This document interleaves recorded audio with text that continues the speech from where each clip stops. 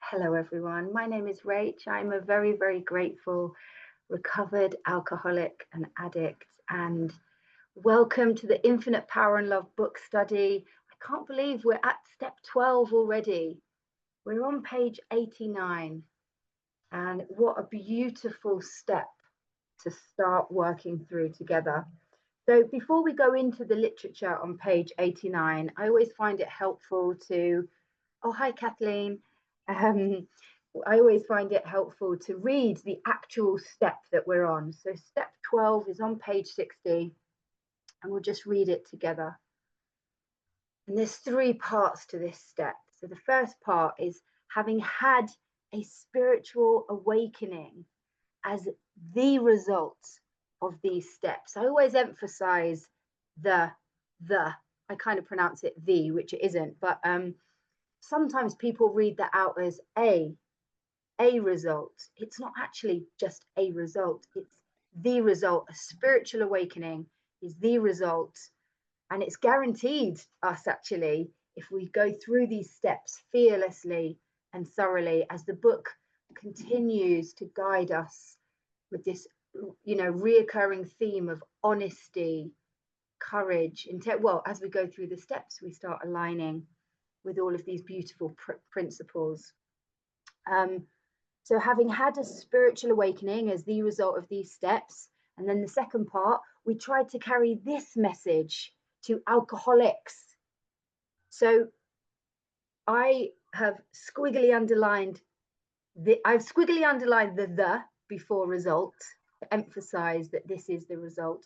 I've squiggly underlined underneath this message, and I've circled or squiggly underlined the S on alcoholics. It's plural. I think, that understanding that I am always going to be an alcoholic. So I always need to remember that I have to carry this message forward for the rest of my life. Because if I don't, I'm pretty sure that I'll pick up. I've seen it many times in my short time in recovery. Welcome, Dolores. Great to have you back. So we tried to carry this message to alcoholics. What message is it? In fact, we'll go on to that when we get back to page 89. But there are lots of references, but you might want to jot down page 25. What is this message that we're trying to carry? And to practice these principles in all our affairs. And I've circled that all. And the beautiful word in that is to practice. I'm only guided to practice these principles. But in all my affairs is quite a big ask, isn't it? But when we read it out, it's like, oh yeah, am I doing that at home? Am I doing that with my family? Am I doing that at work? Am I doing that in the community? Am I practicing these principles in all our affairs? And the principles are our 12 steps, our 12 traditions, and our 12 concepts. Now, in AA, those are the principles, those 36 spiritual principles, which align with our symbol, the triangle, which is recovery, unity, service, the steps, the traditions, and the concepts. In CA, they have aligning principles, which are words, which go alongside each step, like honesty, faith, hope, integrity, courage, willingness, love, service. So in CA, they shorten the principle to align it to a step. But I've been taught that in AA, we don't do that. The principle is the whole step, or the whole tradition, or the whole concept. So this beautiful step encompasses all of this. It tells me that I've past tense, I'm going to have a spiritual awakening. As the result, we try to carry this message ongoing to plural, more than one alcoholic, and then we're going to practice these principles in all our affairs. So that is beautiful. And I just want to share another little fun fact, or not another little fun fact, but I just want to share something because I'm quite a visual learner. And I just want to share that this part here, there are 88 pages here. Okay, this is Bill's story to working with others. Okay, there's 88 pages. And then we've got in the next part, which is page 89 to 164, we've got 76 pages. Now, this first part with 88 pages is all of the steps. We've got steps 1 to 11 in 88 pages. They have dedicated 76 pages to step 12. Guess how many pages in between? 12. There are 12 pages difference. And I just think that's such a big clue as to how important this step is. They've literally given 12 pages less than all of the other steps before. So I really highlight that to sponsees. I like the little the showing of the pages, because it's like, wow, that looks pretty even. Steps 1 to 11 and steps 12. I've also got on the bottom of my book on page 89, working with others is not optional.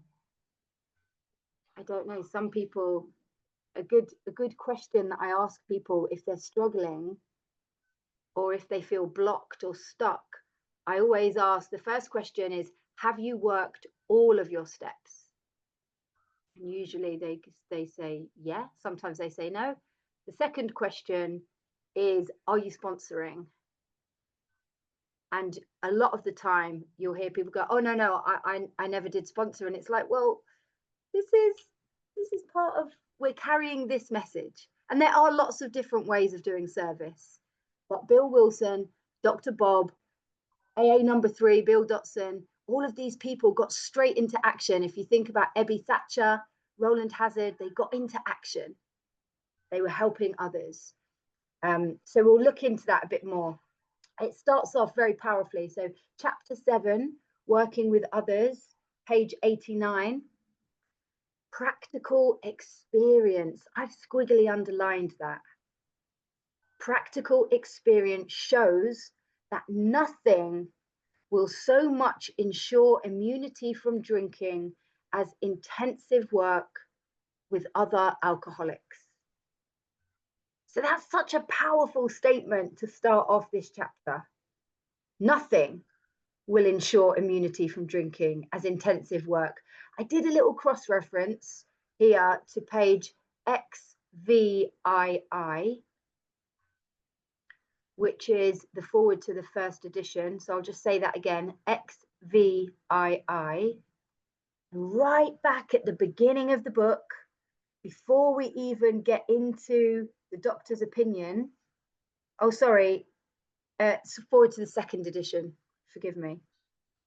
Yeah, it says it also, so that's XVII, and it's a page into the forward to the second edition. It says it also indicated that strenuous work, one alcoholic with another, was vital to permanent recovery. So I don't know about you guys, but this is what I want for my life now, because I understand my step 1. I have admitted that I am powerless over alcohol and that my life has become unmanageable. And if I stop working a spiritual program, I'm very likely to pick up. So I understand that for permanent recovery, it is indicating intensive work, strenuous work. To me, that means sponsorship. It means paying forward the time, energy, and love that someone gave to me to help me out of the alcoholic pit. It says it works when other activities fail. This is our 12th suggestion. Carry this, so I've squiggly underlined this message to other alcoholics. I've circled the S again to make it plural. And I did this in a book study with Peter M, actually, from Jersey, and he was like, what is this message? And he took us back to page 25, where it says, just in the middle of the page, I might read just a line above it, actually, before the great fact. The line before that says, we have found much of heaven, and we have been rocketed into a fourth dimension of existence of which we had not even dreamed. The great fact, so that's a fact, isn't it? That's proof, that's evidence. This is what all of these people in recovery who are well, who are free from alcohol, are saying.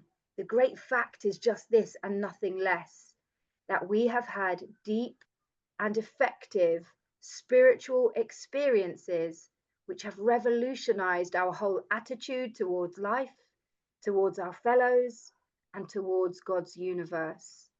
The central fact, there's that word again, of our lives today is the absolute certainty that our Creator has entered into our hearts and lives in a way which is indeed miraculous.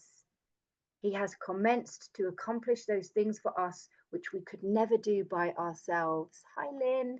Great to have you. We're just on page 89, but we were jumping back to page 25, where we were talking about what is this message? All of these people are saying that something revolutionary has happened to them since they went through this book, since they went through this process of the 12 steps. So back on page 89, it says, you can help when no one else can. Because, you know, and at the bottom of the page, it says we're uniquely useful. We've come out of hell, haven't we? We understand like no one else does. You can secure their confidence when others fail. That's making me think about page 18, where it's talking about sponsorship, and it's talking about how is it that somebody armed with the facts can secure somebody's confidence within a few hours. And it talks throughout the book, doesn't it, about how we lie to our families, our friends, medical professionals. We pay thousands of dollars for examinations. Yet here we are, we can secure people's confidence when others fail. Remember, they are very ill. And in my book, I've got not bad. I like this definition of illness rather than disease. You know, I'm such a big book nerd as well, that it actually only refers to the word disease once on page 64, which I think is so apt because it's around the resentment bit. You know, resentment is the number one offender. It destroys more alcoholics than anything else. From it stem all forms of spiritual disease or dis-ease. So it actually refers to us having an illness or ill. I think it's 14 or 16 times. So I like that rather than kind of disease, infection, whatever. And here we go. We've got this step 12 promises. So usually when there are promises all throughout the book, but usually they come at the end of a step, whereas this one, they're coming at the beginning of a step. So it says, life will take on new meaning. Oh my gosh, who can relate to that? Feeling like we have a purpose today. Feeling there's that bit in, it's on page 49, I think, and it says a spearhead of God's ever advancing creation. I now have this driving force to help people. And life has new meaning. Food tastes differently. I'm enjoying food again. I'm looking at the clouds and nature like, whoa, has this always been here? Life, you know, relationships, I'm listening to people more. Life has taken on new meaning.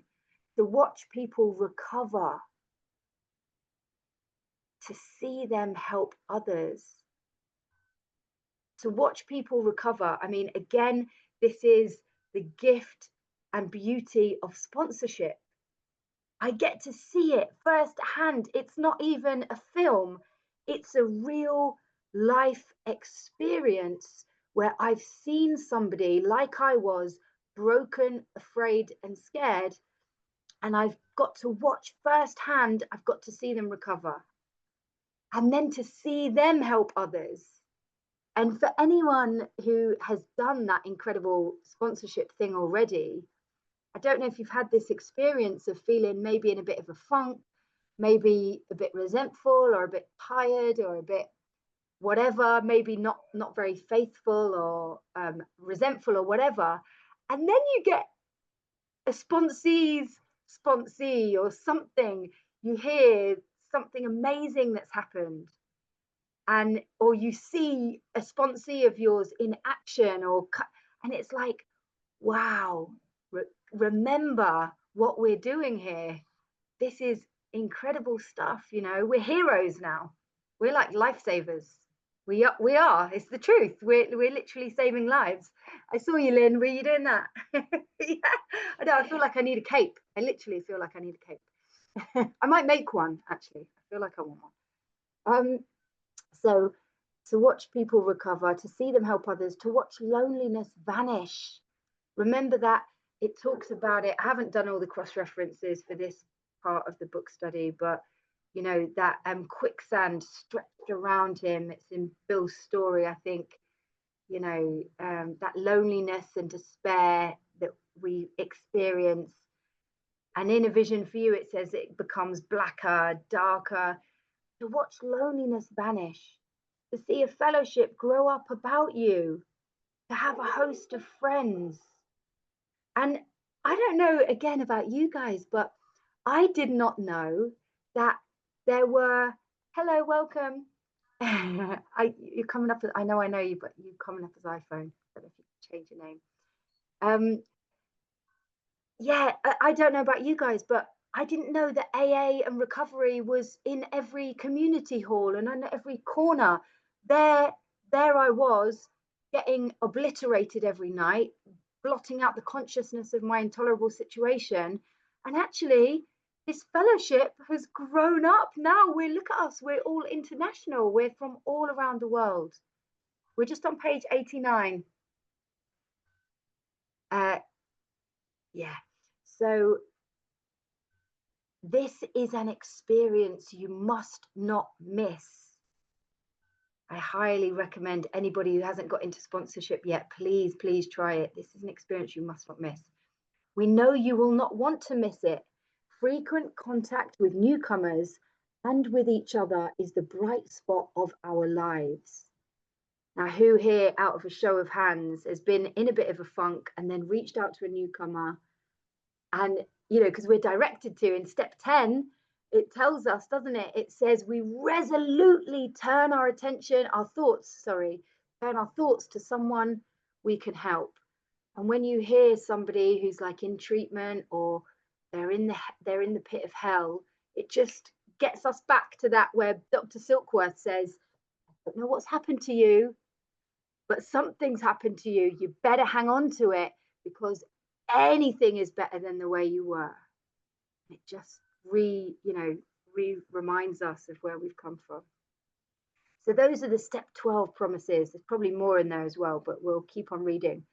Perhaps you are not acquainted with any drinkers who want to recover. Well, that's not the case anymore for us. We are so lucky today. We have an abundance of newcomers that we can speak to.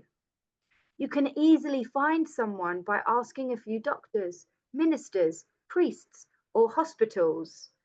They will be only too glad to assist you. So again, aren't we lucky today? We have Zoom, we have the internet, we can just jump on a newcomers meeting. Back in the day, people would have to travel, and travel wasn't as easy, I'm guessing. They'd have to literally travel to somewhere to find an alcoholic or addict. We have an abundance of them. Don't start out as an evangelist or a reformer. Who, out of a show of hands, who has ever tried that as well? An evangelist or reformer? Man, it always fires back. Step on the toes of our fellows. Oh, it was painful. I had people turn on me, literally. So it just doesn't work. They know that if we're trying to, go in all angelic and change people, it doesn't work. They're gonna give us in detail instructions of how to keep it very simple, and this is what we can learn from. So unfortunately, a lot of prejudice exists.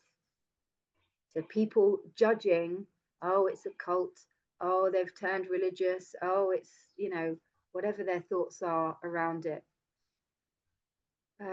You will be handicapped. You will be handicapped if you arouse it. So handicapped meaning, I've got the definition somewhere. You'll be slowed down. It will make it harder for you if you do that. Ministers and doctors are competent and can learn much. Ministers and doctors are competent and you can learn much from them if you wish. But it happens that because of your own drinking experience, you can be uniquely useful to other alcoholics. I love that. Uniquely useful to other alcoholics. Someone once said to me, "Hi, Charlotte, welcome, great to see you." Hi. Somebody once said about this snowflake, and they were like, each snowflake is completely individual, like a thumbprint, like a fingerprint. And sometimes our snowflakes just align. We get to meet people who, when we're going through these experiences, and God provides the right people so that it's like, wow, I'm now seeing how my pain can be used to be helpful. And we're just on page 89, Charlotte, just at the bottom of the page. And it really does, where it says in the step 9 promises, we will not regret the past nor wish to shut the door on it. No matter how far down the scale we have gone, we will see how our experience can benefit others.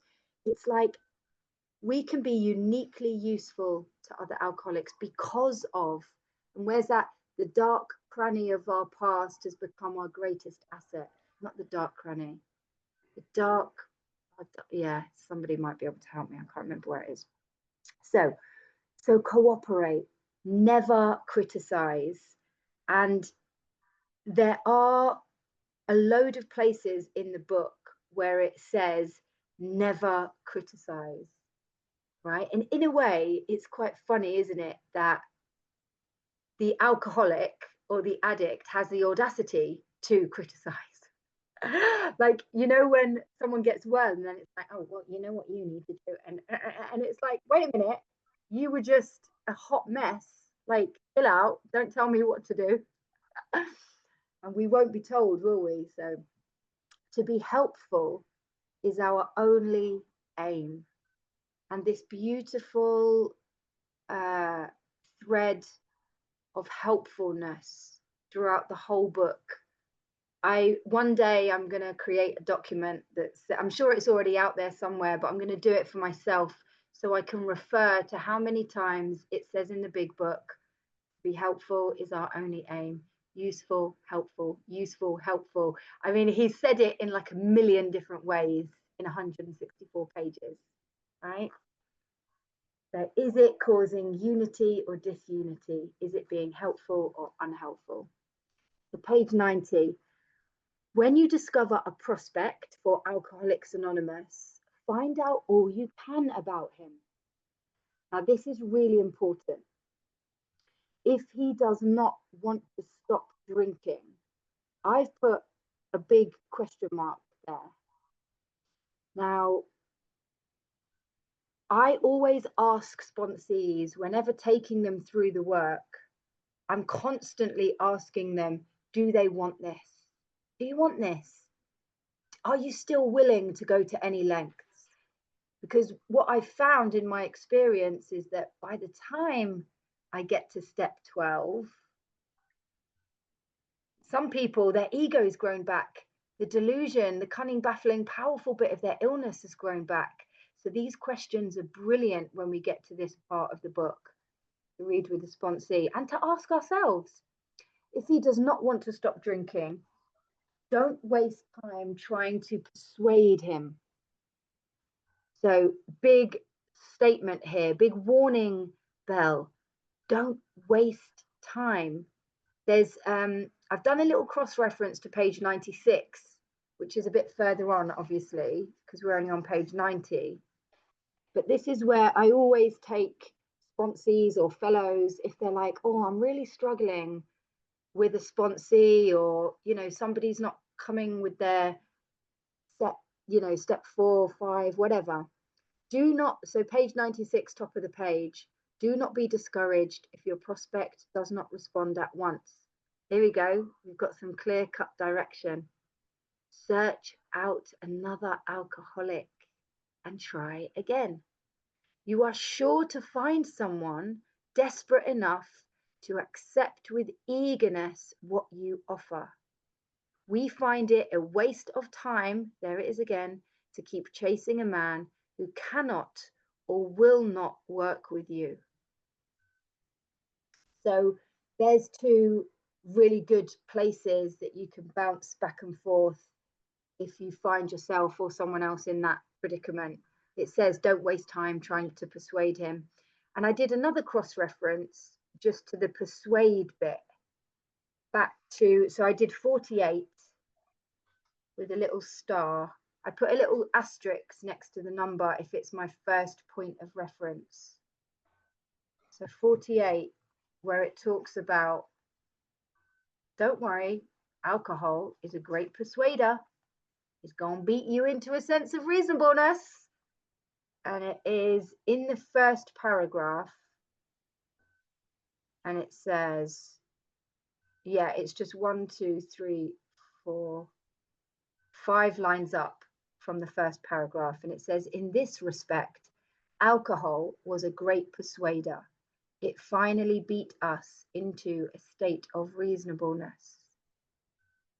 So I wouldn't be wasting time trying to persuade anyone, because alcohol will hopefully not kill them, hopefully bring them back to us so they can grab onto this flimsy reed like a drowning person, you know. So we're back on page 90. You may spoil a later opportunity. This advice is given for family also. They should be patient, realizing they are dealing with a sick person. So again, there's another reference to that illness. Like I've again got not bad. They're not a bad person, they're just a sick person. If there is any indication that he wants to stop, so there it is again, I've got a question mark after that. If there is any indication that he wants to stop, have a good talk with the person most interested in him, usually his wife.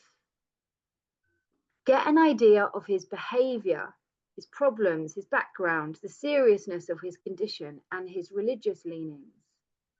So, you know, we're 86 years on, and I just think we're really lucky that we don't have to go and speak to a family member to get all of this information, even though it says you need this information to put yourself in his place, to see how you would like him to approach you if the tables were turned. So this is really good information to have, but we now don't need to go to the hospitals or try and speak to a family member. We have, like I said, an abundance of people who show up and want to get well. There's an abundance of people who are not ready yet. Let's just hope we can like plant a seed. So sometimes it is wise to wait until he goes on a binge. This is very helpful information, isn't it? The family may object to this, but unless he is in a dangerous physical condition, it is better to risk it. Don't deal with him when he is very drunk, unless he is ugly and the family needs your help. So a few years ago, like when I first used to read this, I put an X over drunk, and then I put an X over very drunk, because like many of us have probably done, I made that mistake of spending ages on the phone speaking to drunk people, and then speaking to them again, and it's like they don't even know or remember, like they want to tell me their whole life story and why they're drinking and what's wrong. So I crossed that out. But I was listening to Howard Eber once, and he was like, well, if I can't speak to an alcoholic when they're drunk, when am I going to get to speak to them? Because they're always drunk, because alcoholics are drunk. So I now have a kind of rule, to myself, of I can point people onto a marathon meeting. I can say to them, I'm here for you. I have the solution. Call me when you're sober. That's what I do. I don't know if it's right or wrong. I say, I'm going to send you a link to a marathon meeting. Call me when you're sober, and just hope and pray and check in on them. Don't deal with him when he's very drunk, unless and the family needs your help. Wait for the end of a spree, or at least a lucid interval. So lucid meaning like not obliterated, they've got some consciousness. And that's quite sad, isn't it? Wait for the end of a spree, or like a moment, that window of opportunity where you might be able to plant that seed. Then let his family or a friend ask him if he wants to quit. There it is again. Quit for good, and if he would go to any extremes to do so. So I like the fact that on this page, 3 times already, they're saying, do you want to quit? Do you want to quit? Do you really want it? Do you really want it? And it's such a gift to work with people when they really want it, isn't it? It can be so frustrating and so like painful to work with people who you can tell are not really ready, and you're just like, oh, if only you do it all fearlessly and thoroughly, we know you're going to get the results. But if you don't do it fearlessly and thoroughly, it's not going to work. It's just going to be long and tedious and painful. So if he says yes, then his attention should be drawn to you as a person who has recovered. So, here's another, it's a past tense, recovered. There's that ongoing thing. I never get into the debate with people, recovering, recovered. I did do a little cross-reference to XIII. So 13 of the Roman numerals, which is the first edition, XIII, where it says right at the beginning of the book, to show other alcoholics, and it's a few lines down, 1, 2, 3, 4 lines down, to show other alcoholics precisely how we have recovered is the main purpose of this book. And there are loads more references to recovered. My brain will explode if I think of them all now. So yeah, we can recover, but we're never cured. Yeah, we have a daily reprieve contingent on the fitness, our fit spiritual condition.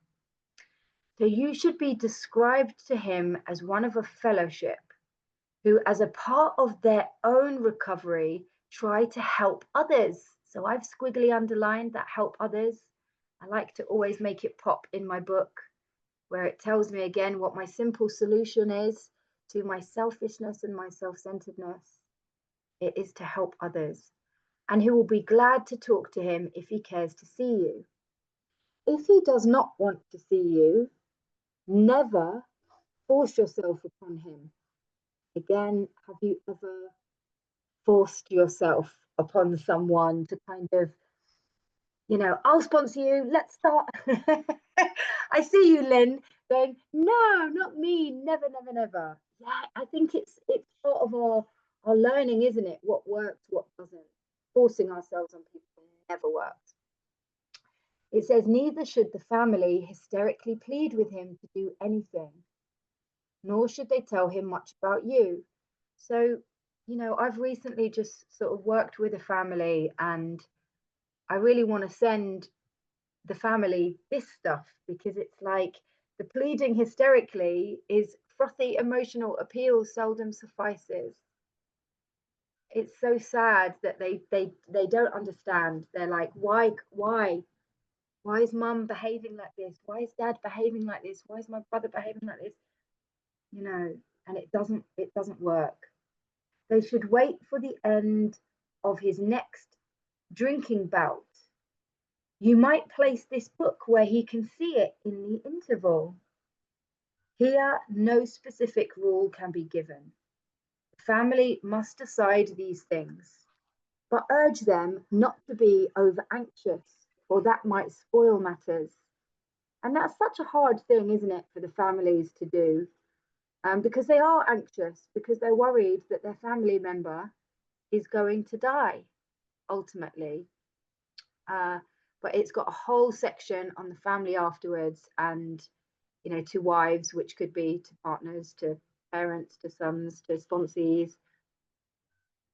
So usually the family should not try to tell your story.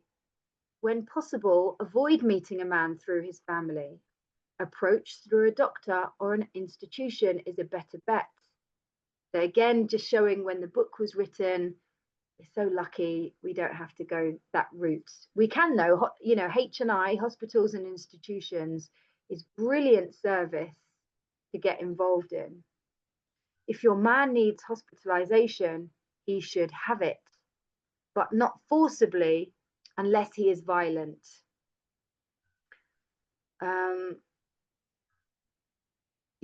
Let the doctor, if he will, tell him he has something in the way of a solution.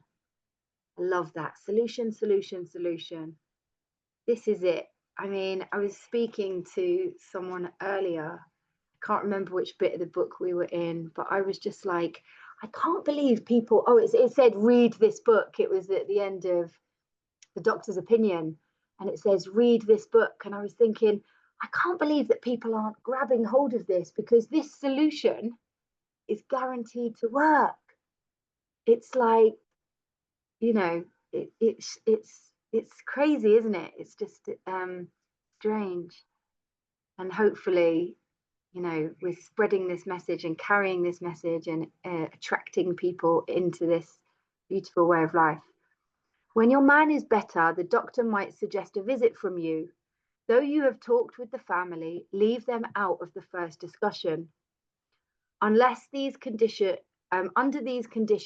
your prospect will see he is under no pressure. So really, really important. No pressure, no forcing, no, hysterical, anxious, pleading. It doesn't work. He will feel that he can deal with you without being nagged by his family. Call on him while he is still jittery. He may be more receptive when depressed. See your man alone if possible. At first, engage in general conversation. I have to just confess to you all that I don't know if it's just the new way of the times that we are in a different era, but the general conversation bit, I don't necessarily do that anymore. I'm quite sort of to the point of like, do you want to get well? But I think maybe because we have more meetings and we meet, and so it's quite recovery focused. It's like we can have a chit chat, but let's get you into the solution. Let's get you into the work, because you're in a dangerous space. And also, sorry to be horrible, but a lot of the chit chat is still insane, because we are insane when we come in, aren't we? Absolutely bonkers. So I don't really engage in general conversation, but after a while, turn the talk to some phase of drinking. Tell him enough about your drinking habits. So really important. And obviously oh, this is working with others, but yeah, there's it tells us loads, doesn't it, throughout the book about, you know, how to share our own experience. And that's what Dr. Silkworth gave Bill Wilson. He said, talk about the experience that you've had. Don't go bashing people over the heads with anything religious and your spiritual experience. So, drinking habits, symptoms, and experiences to encourage him to speak of himself. If he wishes to talk, let him do so. You will thus get a better idea of how you ought to proceed. Again, I'm probably quite guilty of what I do with sponsees, and I'd love to hear about how you guys do it after, is I say that step work, Zoom sessions are for step work. And I encourage them to contact me outside of that for chat about life, about situations, about fears, problems, anything like that. And the reason I do that is to keep our step sessions very focused on reading the book together. So that could be quite a good boundary for some people who are newer to sponsorship. If he is not, thus you'll get a better idea of that. If he is not communicative, give him a sketch of your drinking career up till the time you quit, but say nothing for the moment of how that was accomplished. If he is in a serious mood, dwell on the troubles liquor caused you.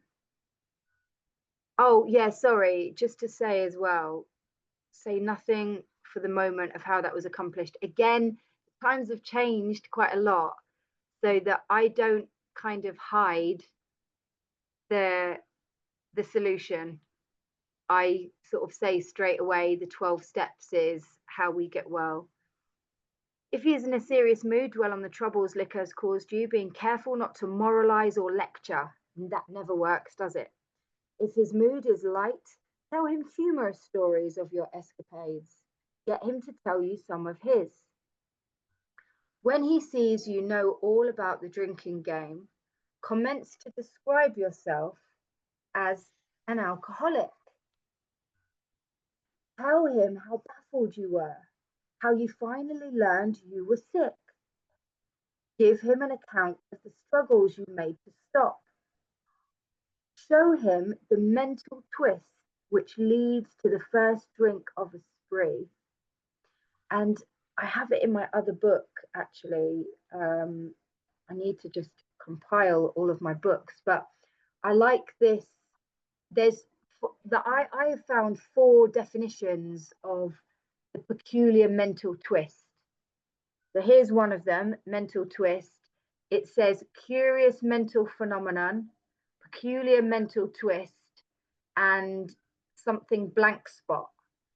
So in one of my books, I've got all of those page references. If you're interested, follow up with me after and I'll give them to you, because it's quite a good place to refer sponsees to when they've had that suddenly something's twisted in their head, and they've picked up, and it tells us in the book over and over again, this is what can happen. Show him the mental twist which leads to the first drink of a spree. We suggest you do this as we have done in the chapter on alcoholism.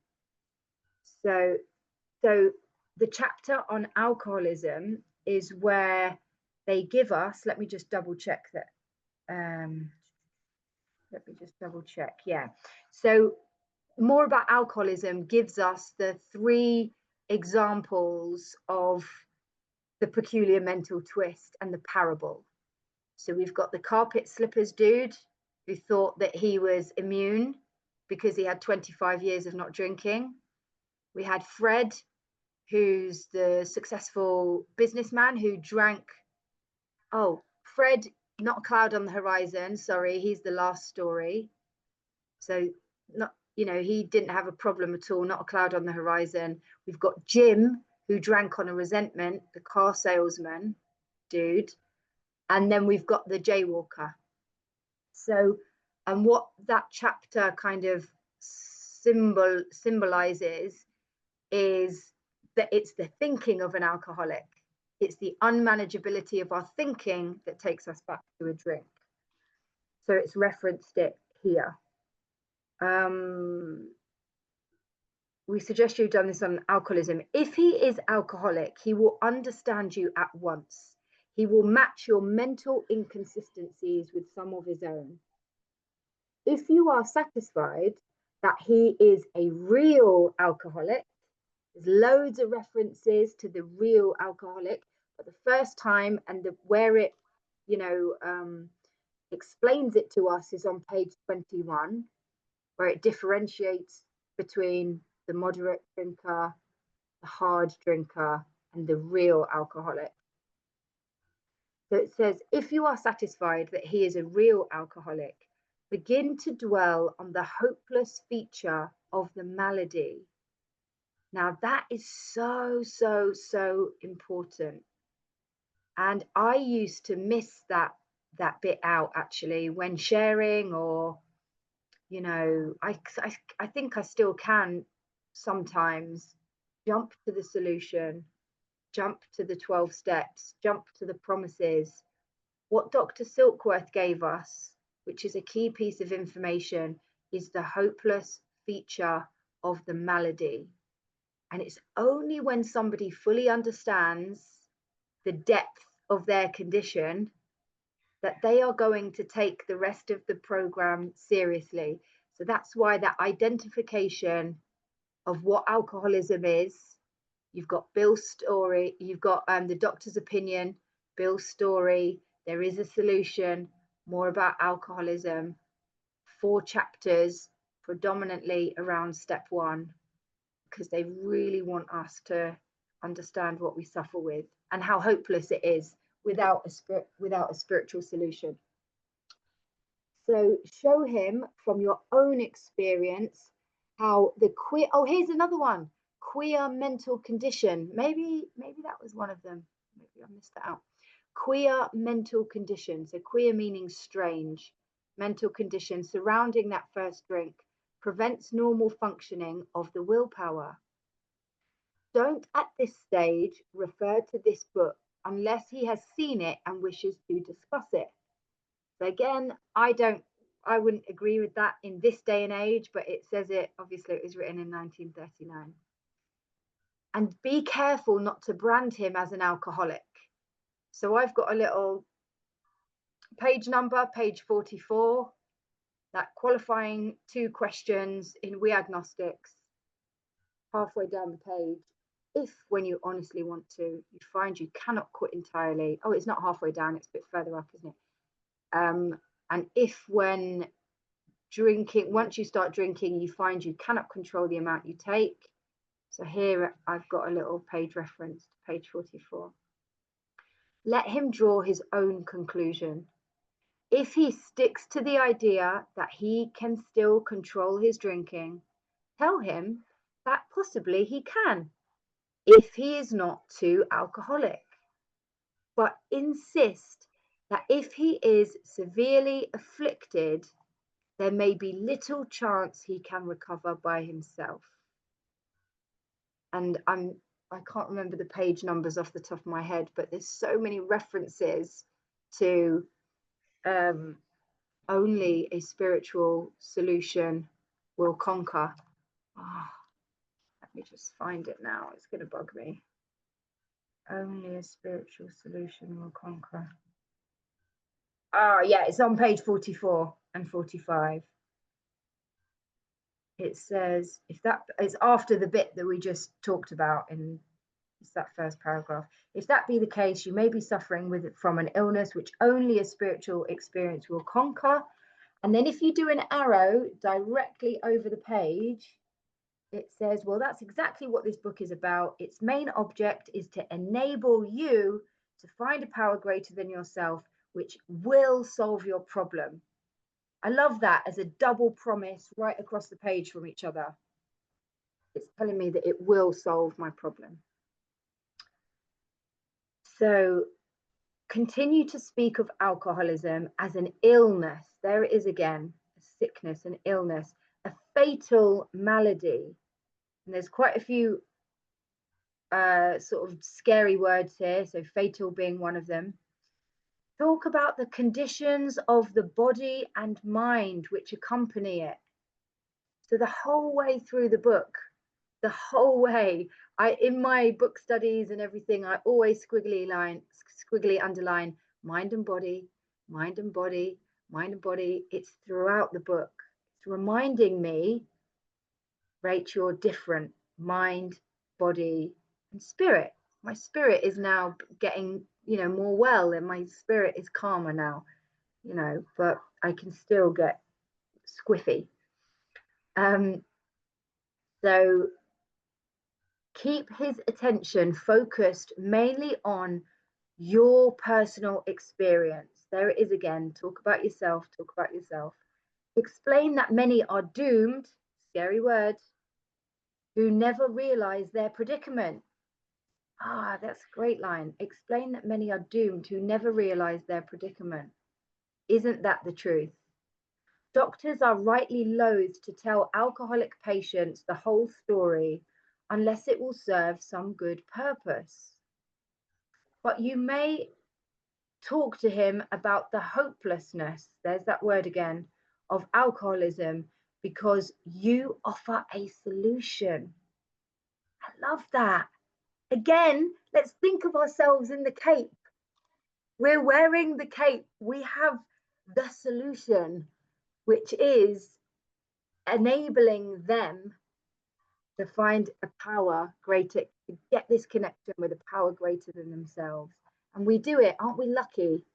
We do it just by taking our time to read this book. Amazing. You will soon have your friend admitting he has many, if not all, of the traits of the alcoholic. So in Bill's story, he talked about he hadn't arrived, he'd proved to the world that he is important. He's headstrong, he's taking on all these courses, he's traveling around America, even though people, there's so many traits throughout this book of an alcoholic, lying, paying for the examinations, but lying to the professionals, holding grudges against people when we've hurt people ourselves. There's so many traits of the alcoholic. If his own doctor is willing to tell him that he is an alcoholic, so much the better. Even though your protege may not have entirely admitted his condition, he has become very curious to know how you got well. Let him ask that question if he will. And then we've got some italic, so imagine it in neon flashing lights.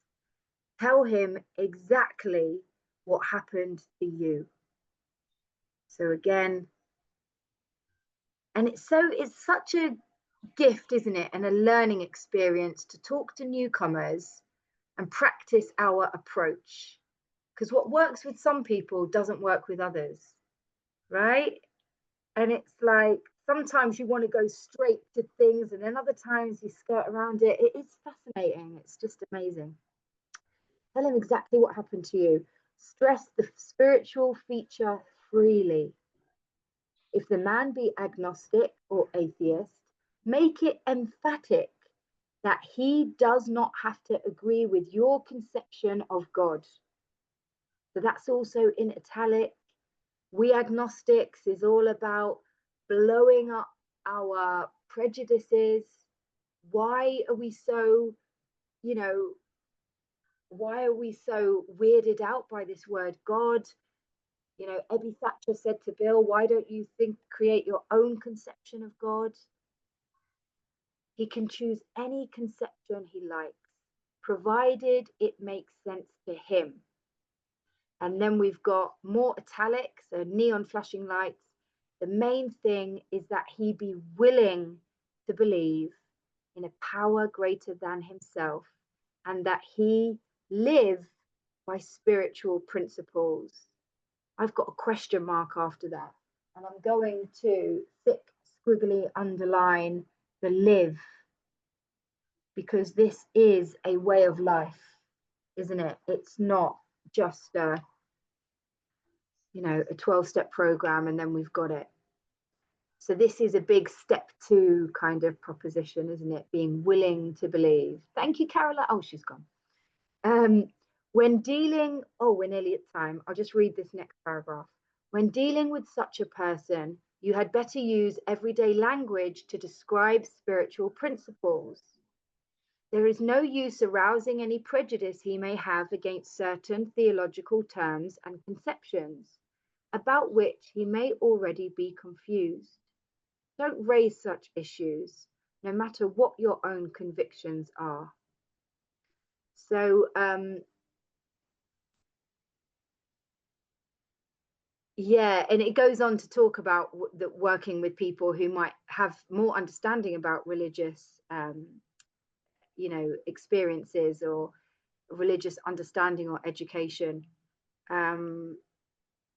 Yeah, I'm going to stop there. I'm not going to go over my time. So let me put my little marker in so I know where I am. There we go. I'm going to stop the recording. Thank you all so much for being here.